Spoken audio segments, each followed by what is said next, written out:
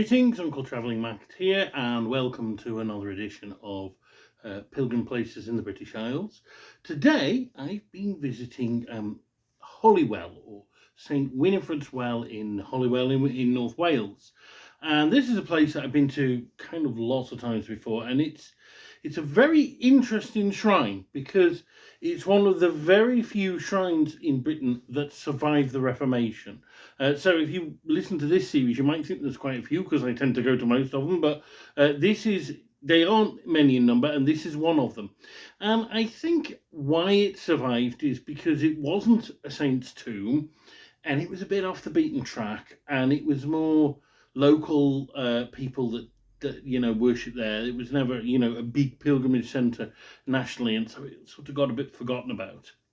But it is a remarkable survival. So Holywell's on the North Wales coast. Actually, it's not. I don't even think it's on the coast. I actually think it's on the estuary, the Dee estuary. So you've got Liverpool, and then you've got the Wirral Peninsula. So you've got the Mersey and then the Dee, and then under that you've got Wales. And about a mile or so inland is Holywell. And it's this. It's a strange spot underneath the parish church. So the parish church is Anglican, but attached onto the end of it is the shrine of the Holy Well, from which the whole town gets its name. And that's, I think, 15th century, and it's really quite a gorgeous building. It is a bit damaged, so I think, during the Reformation they smashed it up a bit. But, it's essentially a shrine over a spring, and the spring was going to be there, whatever. So they smashed it about, got rid of the statues, and then left it, and people kept worshipping there. But of course, the question would be, well, why would you go there to pray? And it's all about Saint Winifred. The Welsh is Gwenffrewi. I don't speak Welsh, but I think that's how it's pronounced. And she was a daughter of a local prince named Tewrth, and his wife Gwenlo, and her uncle, and this is important, was named Beuno, and Saint Beuno is one of the most well-renowned saints in all of North Wales. But they lived a long time ago, so we're talking 7th century, in those centuries when Christianity was still being formed in the British Isles. And the story involves Caradoc, who was a chieftain from Harden. It's spelled Harwarden, but it's pronounced Harden. And he saw Winifred, and he thought, I quite fancy a bit of that. So he tried to seduce her. She was a teenage girl at the time. So she ran away from him, and he was, coming after her, trying to rape her, basically.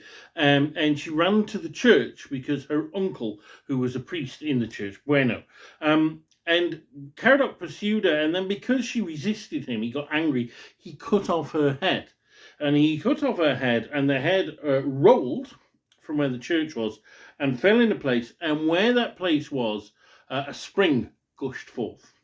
And there's actually quite a few stories where springs gush forth, where, heads have stopped. So this is not an uncommon thing in terms of early Christian storytelling, but yes, here's an example of where it happened. So Saint Beuno heard her shouting, or screams, one assumes, came out of the church, and saw Caradoc, so cursed Caradoc, and then took Winifred's head and put it back on her body and prayed over it, and she was miraculously restored to life. And all that was said to remain of the encounter was a white scar on her neck. As for Caradoc, he sunk to the ground with a plague and, was never seen again. So there we are.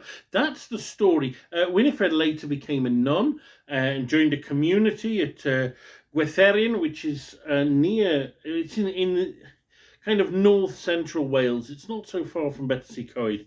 And she became abbess there, and she died there, and her shrine was there later, and her relics were there. Very interestingly, people who were around in like the 1980s and 1990s may remember a series of novels by a lady called Ellis Peters. I think her real name was Edith Pargeter, but she wrote as Ellis Peters about the monastery in Shrewsbury and Brother Cadfael, and they made a TV series of them, and one of them Probably the most famous of them is about these transferring these relics of this saint from the saint in Wales to Shrewsbury, and they are the relics of Saint Winifred.